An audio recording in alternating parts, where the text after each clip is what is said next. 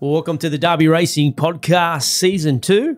We're up to episode 2, and we continue the Legend series, the two fillies that put Darby Racing on the map. We spoke about Yankee Rose and her feats last time, and today it's about the speed machine. The rocket, the jet. She Will Reign. We've got plenty to unpack with She Will Reign. Great story. Mark, before we get started, what's your fondest memory of She Will Reign? What's the first thing that comes to your mind when we say She Will Reign? Oh, it's got to be the slipper.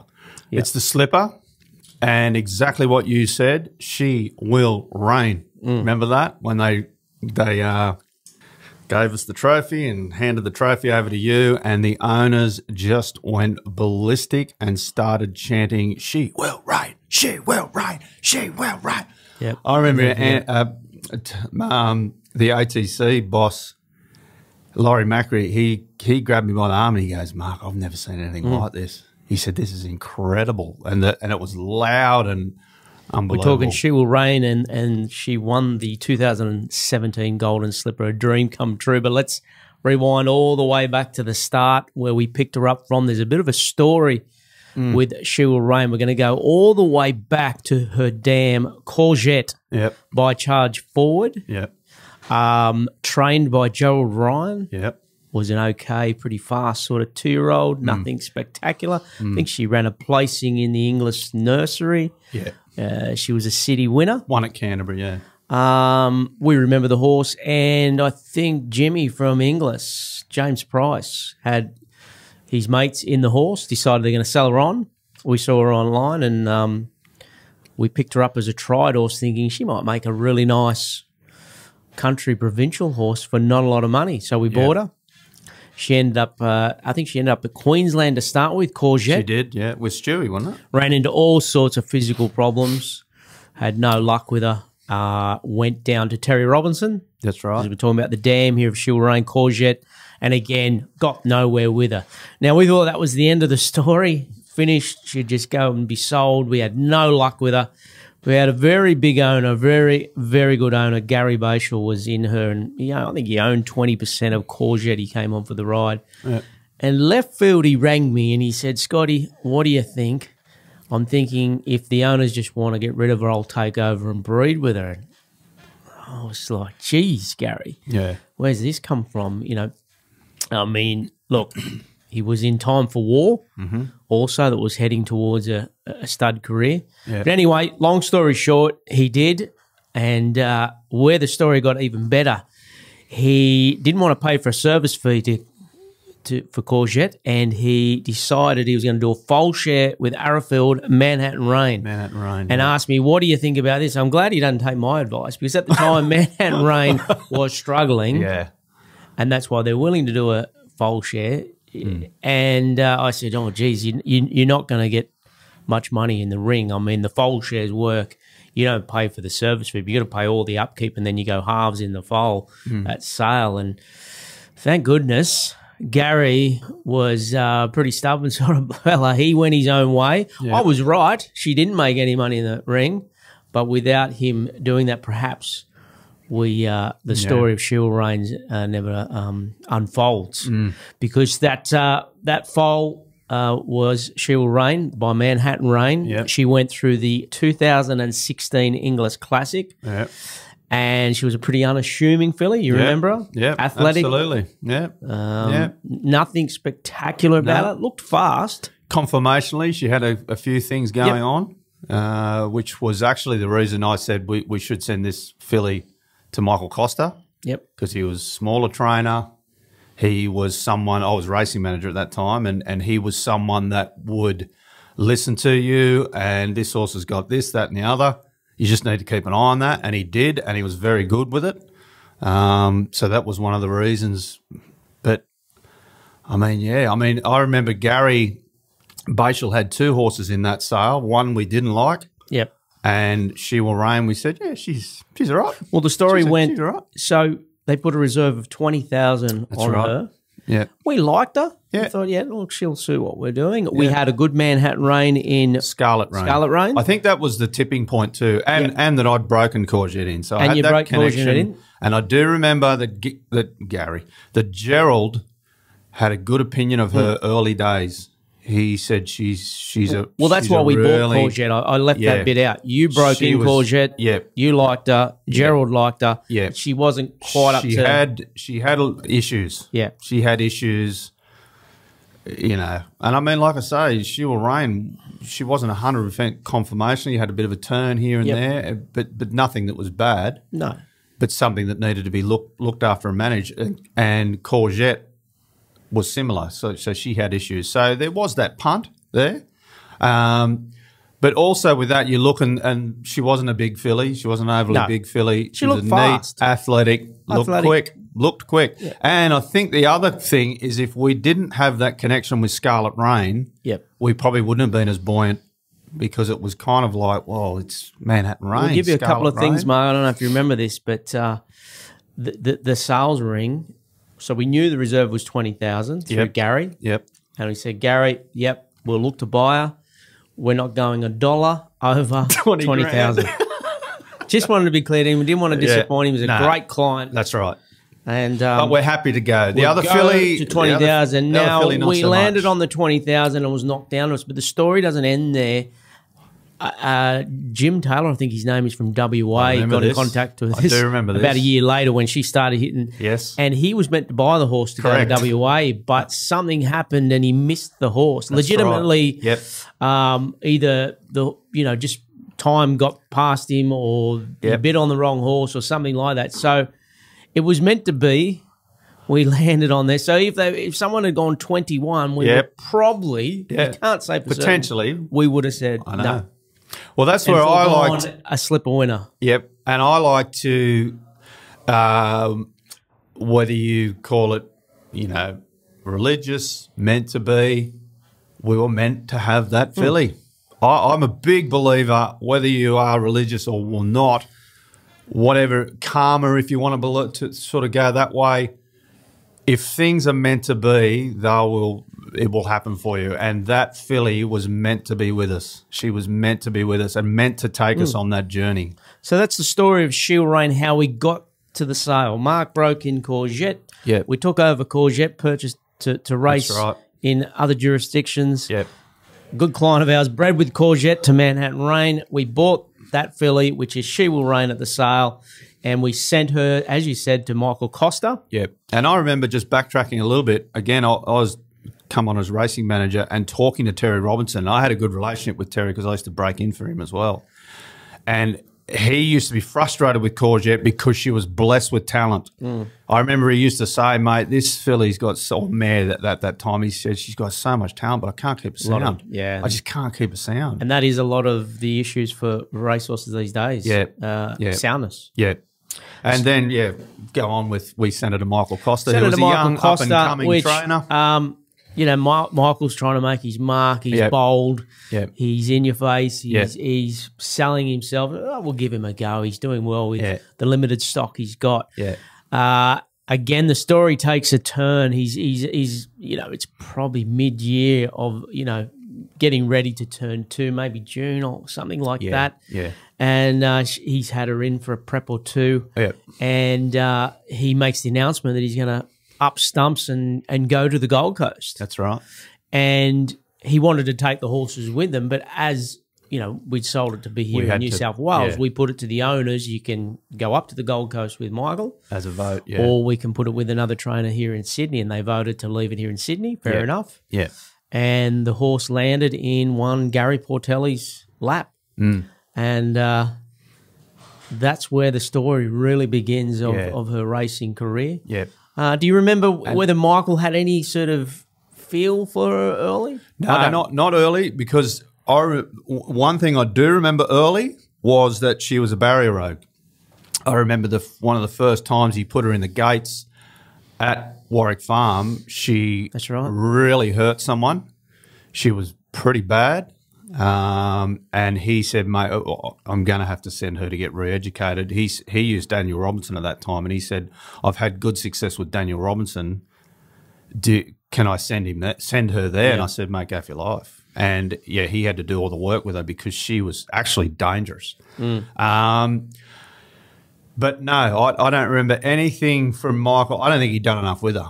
to sort of, not from memory anyway, that you know, I mean, well, realistically, if Michael had seen what Gary saw early days, he would be saying, I want to take that Manhattan Rain filly. She's got to come with me. Or maybe he'd have second thoughts of going to Can you hold off for 12 months? Because let's cut to the story a little bit.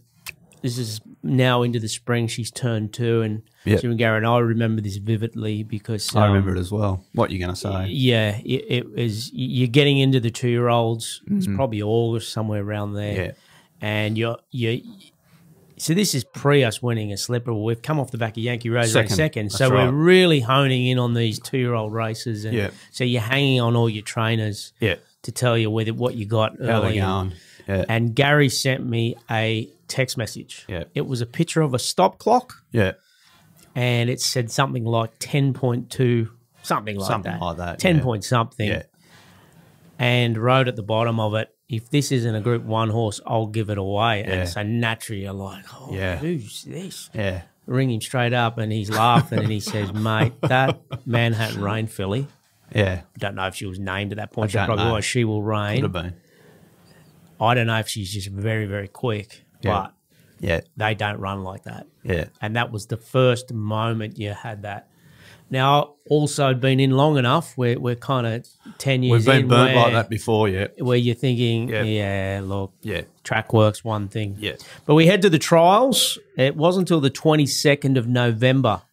We head to the trials and listed to ride. Do you remember who was listed to ride? I remember this vividly. Because first ever trial, She Will Reign. First ever trial. Again, I was racing manager at the point, and by that time, between us, there was a massive buzz on She Will Reign, and naturally, we're telling the owners little bits and pieces, but you can't get too forthright and carry on. But we're aware that she could be something pretty special. So Gary said, "We're hoping." Gary said, "Listen. What I want to do," he said, "is I want to smother her in the trial."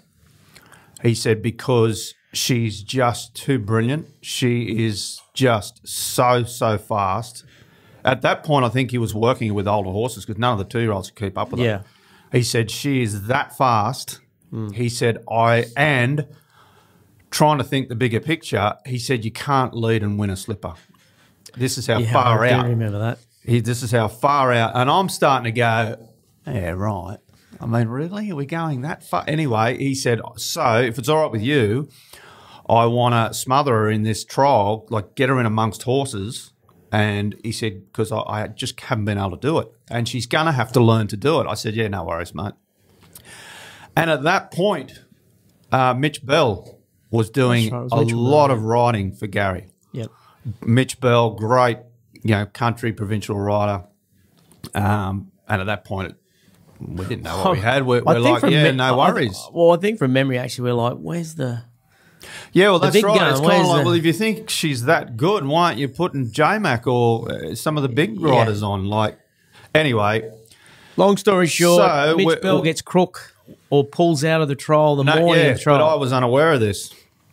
So we come to the trial. She jumps. I actually watched the trial again yesterday. The rider, who I didn't know who it was, is doing their best to grab hold of her, and she's just not having it. Like, she is that fast. She pulls away to the front, comes around the bend, just accelerates with him swinging off her, and wins by 5.5. And straight away you're kind of going, oh, no, like, this has gone against what he wanted to do.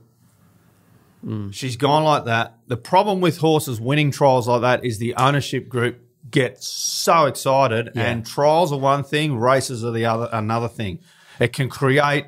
So what's the problem here, Mark? When you see a trial like that, is the problem? Have we got a group horse? Yep. Or have we got a speedy what they call machine squib that can win? Yeah, that runs 900 metres, 900 very quick. Squib. Yeah. Yep. So anyway, I ring Gary after it and said, what happened? I thought you were going to smother it. He goes, mate, she's just too fast. She's just too fast. And he said, needless to say, he wants to stick with her. And I'm like, who? And he goes, the rider wants to stick with her. And I said, look, I mean, all due respect to Mitch Bell, but I'm thinking, if you've got a filly that you think is this good, you're potentially thinking this is the best horse you've ever had, you're going to stick Mitch Bell on her? And I said, Gary, all due respect to Mitch, he's a great rider, but surely we can do better than Mitch. And he goes, no. It's Ben Melham on her. Group 1 winning jockey from Melbourne. Yeah. He'd flown up to ride Rebel Dane. Yep. He'd flown up to Sydney. So here it is again, meant to be. Ben had flown up to Sydney to ride Rebel Dane in his trial. And Mitch Bell called in sick.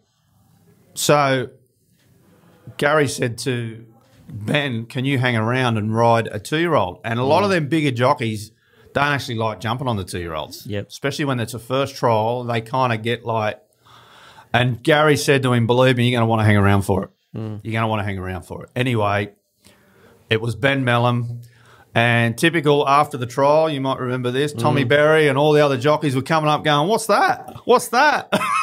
What's that? And you can see him looking around. And Ben Melham's going, don't you worry about it. It's mine. Stay away. I'm staying with her. And he did. Ever since that day, he stayed with her. So that was it. She trialled the once, 5.5 lengths. Our one trial. First start. Now, we needed to get a start. The problem was, exactly. We needed to get a start into her because we wanted to target the English nursery in December. And so the plan was, well, we'll have to go to Kembla on a Saturday. We were going to go straight into the nursery because it was $500,000. We wouldn't know you'd get a run. The problem was, because it's $500,000, you get so many nominations, horses with prize money get in above. So it's like, look, I don't really want to, but we're going to have to run her the week before at Kembla to get a bit of prize money and then be guaranteed a start. Now, the hype's that big at this point. If you remember the last podcast, we ended it in saying it was hard work. You know, we got to the end. We were kind of... This is probably not long after. Yeah, this is within 4 weeks of Yankee finally finishing and turning up here at Kembla. I took my son Tristan, very young kid. I just remember it vividly. You're still a little bit cautious. You got this big buzz. Deanne Pena rode because obviously Saturday she rode for Gary, so all the city jockeys are in town. And there was that much hype. I remember the owners there were all talking about her in the slipper. And I think, geez, a bit early for the slipper. 50-1, and they're all backing her. 50-1, they're getting on. I'm like, we haven't even had a start yet. I remember us two sitting in the grandstand going... Well, we sat in the grandstand. This is either going to be brilliant or... You remember moments. The first moment you remember is panels, winning by panels. Like, I mean, one of them wins, you just like... Holy heck. Well, she won by 8.5. Is this filly? The second thing I can remember is walking down the grandstand thinking, oh, my gosh, here we go again. Because we just come off Yankee Rose, our first big Group 1 horse, to She Will Reign. What is this filly? Incredible. And that day, she was 0.1 outside the track record. Track record, so not fast record, track record. Now, we're into December now, and there's a couple bit more to this story, which I find quite funny now, is it all happened very quickly. And didn't Gay ring after that? I'm getting to that. She rang after that. Two things happened. So we're now going to back up a week later into the nurseries. It's a big call for a 2-year-old. And where are you during this time? So 2 things that happened. Firstly, on the Sunday, so the day after nearly breaking the track record, I'm at a big family picnic. I'm telling all my cousins how good we are because we've come to Yankee Rose. Now we're at She Will Reign. We're on top of the world. Finally, we've conquered. We're here. We're here. We've arrived. And I get this call from Gay because Gay was one of our trainers. And she says, Scott, that filly yesterday was brilliant, blah, blah, blah, blah, blah. I'd like to make an offer on the filly of $500,000, I think it was. I think it was $500,000. And the owner should really take it. And I said, oh, geez, Gay, you know, look, I'd have to put it to them. And I'm thinking, 500? She only broke the track record, like. And she was forthright. Like, she wanted that filly.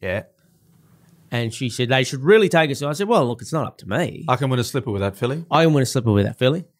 I don't think Gary can. She'd give it to Gary. She was just confident. And, Gary driving. can't win you that slipper. I can win the slipper for you. And I said, well, look, I have to put it to the owners. And obviously it was a resounding no. I mean, the owners thought they had the next far lap. Yeah. They thought they had the next superstar. Yeah. And thank God they didn't. Thank God. I knew they wouldn't. I remember us talking on the way into a meeting and saying, geez, I hope that surely they won't take it. So, I mean, Yankee Rose was phenomenal and probably still my heart horse. Yeah. But She Will Rain potentially was going to be the dream horse. Yeah. Slipper. Yeah. Golden slipper. Yeah. All the slippers. Yeah. And I remember I had to ring Gay back on the Monday and said, look, Gay, sorry. And she wasn't happy. No. She wasn't happy. Oh, well, anyway, they should have taken it. She said, yeah, no worries. All we could think about was the English nursery and how good this filly was. And my wife at the time, Renee, had booked a cruise ship, which went from, I think, Wednesday through to the Friday or Tuesday to the Friday. And all I could think about was She Will Rain on this cruise ship. Hated it. No service. Seasick. Yeah. No service. Wanted to see the updates, blah, blah, blah, blah. And needless to say, you were away and it was pouring rain in Sydney all week. Poured rain. For the nursery? Yep. Poured rain all week. So Gary and I are back and forth. Well, we couldn't get hold of you. Gary and I are back and forth. What do we do? Can we run her on a heavy? Is she going to run on a heavy? I don't know, mate. We were going from day to day. It was basically make decisions on the morning what the weather was like. But it ended up a fairly good track. No, it was a heavy 8 or a heavy 9. It was it rained all week, and it was like, wow. Well, needless to say, she bolted in. Yeah. 4 lengths, English nursery, and we were end of the first prep. Yeah. The favourite for the slipper, firm favourite for the slipper. Yeah. Owners through the roof. Yeah. We were buzzing. We'd found our next big horse. We ticked the wet track. Quick succession. Went for the spell, came back, won a trial. Remember the trial at Warwick Farm? Yeah. So just to excite us just a little bit more, we go to a trial at Warwick Farm leading into the Silver Slipper. This is in February. Yeah. She trials and wins by 9 lengths. Not to mention Bjorn Baker had the second horse, Songlike. Songlike, yep. And he come up to us after. He goes, mate, I've got a massive opinion of that. That Songlike goes real good. It's fast. He said it's really fast at least. And it happened to be the half to Malkovich, by the way, right. Songlike. Yep. And she won by 9 lengths. So needless to say, if we're excited already, we're through the roof. Do you remember the footage that English shot? They just had their Riverside thing and they were up in there and they were watching the trials. And they took a video of her coming up the back straight and around the corner, then up the straight, and she was zooting. And the commentary in the thing was, that's what a golden slipper favourite looks like. She was flying. Well, so we're 2 starts in, 2 wins. We've won by 9 in our lead up to the Silver Slipper. Doesn't go all to plan in the Silver Slipper. Misses the start. Ben Mellum in the saddle. Yep. And but she's that good. She recovers up the inside. That good. Puts away a very good field. Yeah. Wins by a length and a half. Firms again for the slipper. Yeah. Owners are going mental. These owners have only paid very little money for their share in the horse. Yeah. They've backed her left, right, and centre for the slipper. And thus far, there's no reason. It's all going to plan. In fact, even us as we're starting to diehards, believe. we're believing. Yeah, we're starting to believe. But here's where the story really hits us hard. Oh, yeah. Like a reality check. Yeah, big time. We're hot favourite on the 4th of March for the Riesling. It's a heavy 9 track. Yep. And she goes down. She not only goes down, Ben Mellum kind of given an easy run, if you remember. She looked like she had him covered. And Tommy Berry on Michael Friedman's horse, what was its name? Frolic. Pull his pants down. He decides he's going to go to the outside fence where the ground's probably only in the soft range. Untouched, yeah. And it just blouses. You see Ben's just caught off guard halfway down the straight. And I don't know if you remember, but we had Star Sensation in the race. Because I watched this race again the other day as well. And it was kind of like, I remember this. Because Frolic come down the outside with the red cap on. The white colours, the red cap. And we thought it was Star Sensation Mark Newnham trains up. Mark Newnham goes, this Star Witness filly goes really good. And it's like, really? Okay. He goes, yeah, I think she'll run well. And it's like, right, okay. When you see the red cap, white colours coming right down the outside rail, you're thinking, it's Star Sensation. She's going to beat She Will Reign. Anyway, it wasn't. It was Frolic. I think Star Sensation ran fourth. She actually ran well. But we thought for a second, it's Star Sensation, Mark, Peter. I can't tell you how gutted I was. Oh, easy to look back now and say and see how it unfolded. And so with the ownership group. I was devastated because when you're undefeated, the sky's the limit and you go with it. I just couldn't see us winning the slipper because how hard was the slipper to win? We'd been comprehensively beaten. Well, you're going up another notch too into the slipper, and the quality of field. I just felt it was just a massive. Then she blew out from favouritism. Yeah, she did. I think in the slippers you could end up getting $10. I mean, look, the owners weren't as gutted as us. They were still backing her. Yeah, they still thought they didn't stop backing her. And so the big day comes. The slipper, if you remember, it was a quagmire. Like, it's put up a heavy 10, but I reckon more like 15. Heavy 15. Yeah. Yeah, it was. It was. Remember the enclosure? It was a swamp. It wasn't going to go ahead. No, it wasn't. There was danger that it wasn't going to go ahead. That's right. But I must admit, I kind of was really struggling because the slipper was my race. It was the dream race. We'd run second in it. I thought this was our best chance. And I thought, not only have we been beaten in our lead up now, we're running on a bottomless track. And anything can win. I remember thinking too, I was so disappointed going into the slipper because we had undoubtedly the best 2-year-old in the country. If it was a good track, you're thinking she'd gap them on a good track because she's so fast. The heavy track was up for debate because she'd won on a heavy, heavy 8, and she got beat on a heavy 9. So it was kind of like, can she handle the heavy? I don't know. Not sure. She's been beat on it and won on it. So it was disappointing because you thought we've got the most electric filly in the country, but she's not going to get to show that because she's on this heavy quagmire of a track. Well, the lead up to the slipper for me was one I won't forget either. As you know, I'm spiritual. And I'm on the treadmill. Used to work out hard on the treadmill. And this was as clear as day. I'm in a trance. And I'm praying about the slipper, like, you know, because you're losing hope. So you really wanted some hope, some faith. And I had a clear vision. I mean a proper vision of She Will Reign going up from back in the field, up the inside fence, big gap, and shooting through and winning the slipper. And it was that clear, it rattled me. Because you can have thoughts where you can have, you know, you can daydream. But this was a vision. Like, I'm in a vision. And I was looking for some hope, you know. And so I went, it stuck with me for a few days, and I started looking at past slippers and like, geez, there's a lot of slippers won up the inside. So maybe that vision isn't as bad, you know. Like, because you're thinking, how are you going to go up the slipper? It's wet. It's been wet for weeks. And usually the inside's off. But it's proven that many had come up the inside. So anyway, we're probably Thursday, the slipper, all the draws are done and whatnot. And I remember saying to you, man, I think I've got to get Ben Mellum on the phone and Gary and tell them about my tactics. I think they'll want to come wide, but I've had a vision. I've got to share it with them. You go for it, man. So I get them on a conference call. And, you know, sort of held back a bit, you know, feeling like, gee, they could think I'm a nutter. Told them the vision. I said, so I had this vision. She comes from back in the field and shoots. And there's dead silence. So I think, you know, we should write it this way. Dead silence. I'm thinking, oh, my gosh. And then I think someone like Gary just said, oh, well, we'll have a look on the day and see how it's playing. I'm like, oh, phew. Got to know that. Anyway, I told it. So we get to the day. It's bottomless. And riding tactics. Gary wanted one way. Ben wanted the other. Ben wanted the other.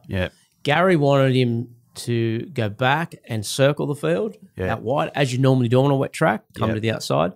Ben said, I've been watching a lot of the slippers. I'm going to come from I think we were an awkward sort of draw. It wasn't the greatest and draw. Come up the fence, save ground. And Gary was like, oh, Look, inside track. You can't do that. Yeah.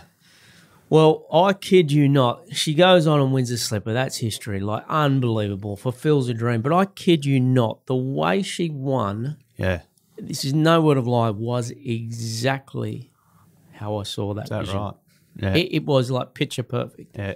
Yeah. And it was only after once the euphoria's gone, I think you actually see me now on camera and I'm talking to the camera with my eyeballs hanging out. I'm actually saying, I saw this in the vision. All right. I couldn't believe it. You're right. Yeah. Couldn't believe it. Yeah. And you talked about the mounting yard. It was soggy, and because the ownership was so big, they actually cordoned off. They did. They gave a section of Rose Hill. Yeah. And I don't think you've ever seen anything like it. Maybe never see it again. I mean, Golden Slipper Day in the mounting yard's packed as it is. Yeah. But I reckon we had sort of 40 we had owners and hanger-oners yeah. in there, and it was WrestleMania. Oh, it was insane. I remember we all went off that hard, and you're hugging people and lifting people up and go. You actually got tired from celebrating, physically tired. It's like, I'm actually knackered here. I'm puffing from just going off that hard. Yeah, there's some great footage, and obviously Dave from Rorison Media will put plenty of She Will Reign footage on, but the celebrating was just unbelievable. Oh, it was insane. Gary Portelli's first golden slipper, our first golden slipper off the back of running second in a slipper the year before. Ben Mellum's first slipper. Incredible, life-changing for the owners, for Darby Racing. And as we said in the last podcast with Yankee Rose, that 2-year period with Darby Racing well and truly on the map and never looked back. No. She Will Reign, just a very, very fast filly. Off the back of that, the Everest was announced that year. That's right. And she was the first horse picked up for the very first Everest, picked up by Yulong. That's right. So we had to negotiate a slot in there. So that was a first. Never done that before. And she had a good spell and came back, and Gary wanted to target the Moya Stakes, the Group 1.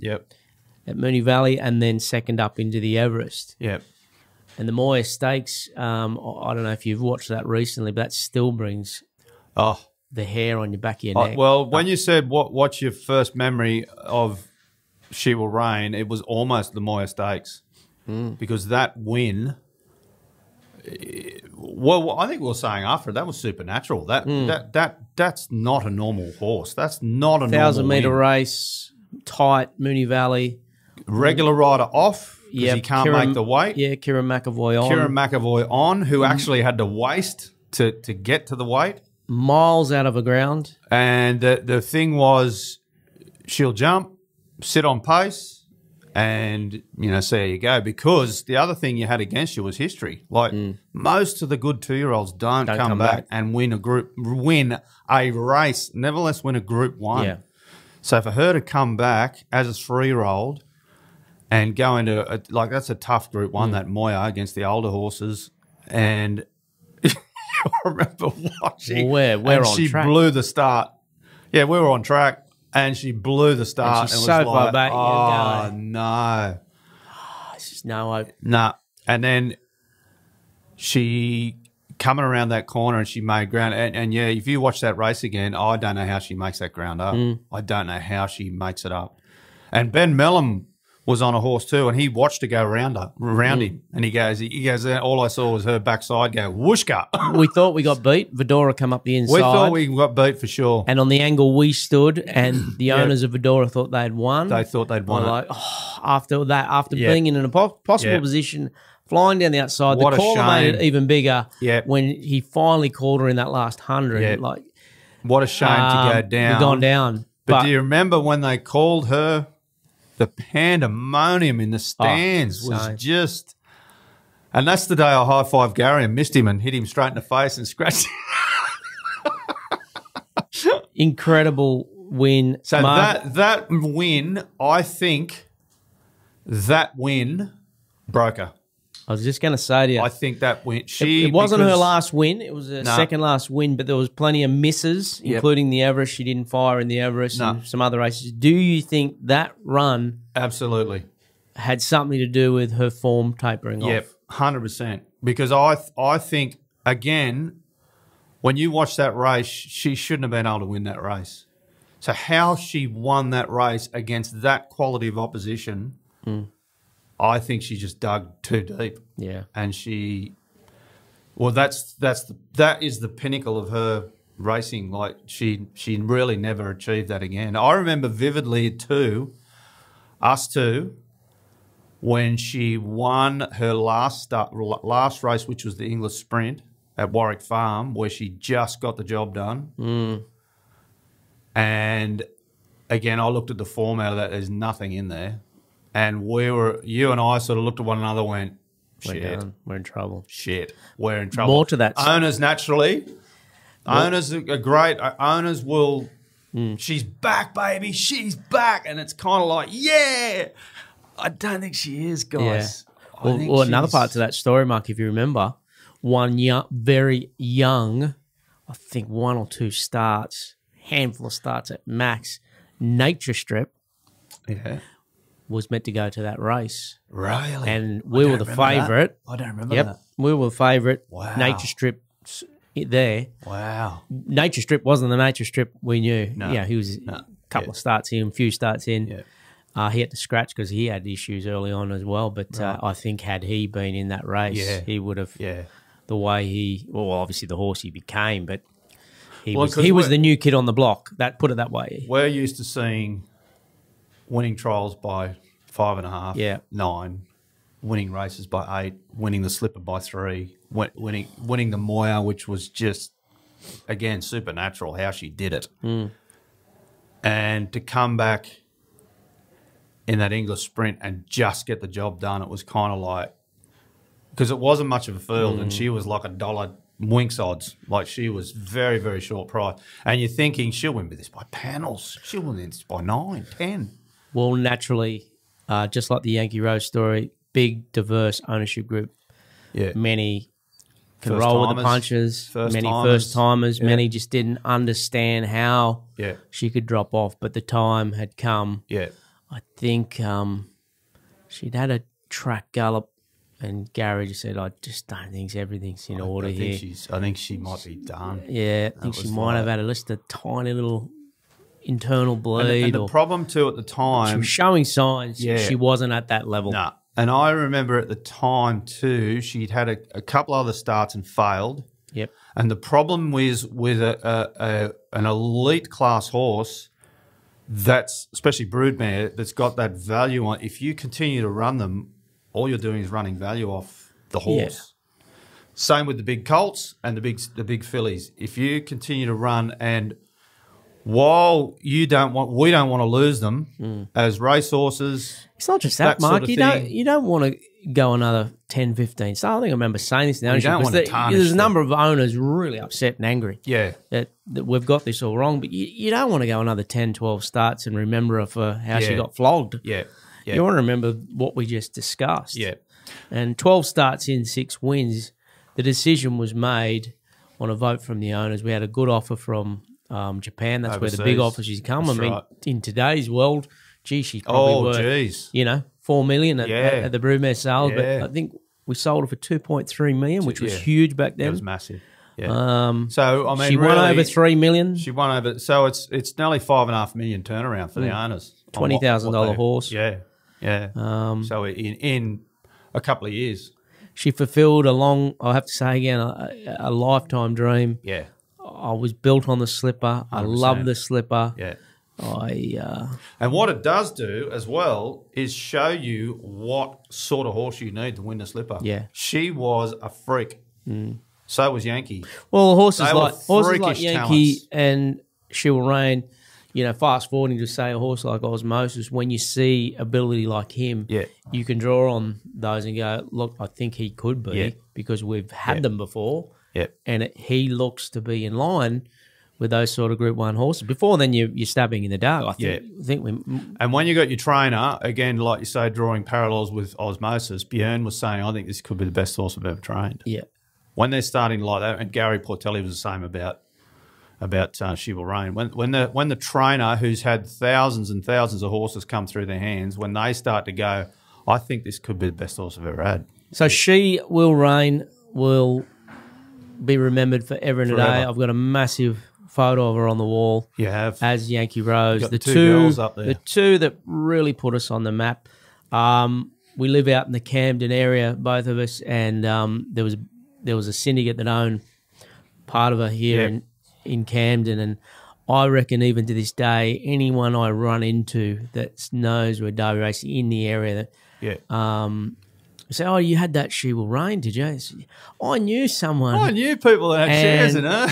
I can't tell you how many people in our area, because we had ownership in the area, know Darby Racing because of She Will Reign. Because of She Will Reign. Yeah. So there's not many very, like that. very special filly, very fast filly. Gary did a great job with her. Yeah. And I'm sure the owners had the ride of their life. And as I said, Yankee Rose, She Will Reign, legends in Darby Racing, put us on the map fair and square, and we've never looked back from there. No, brilliant horses.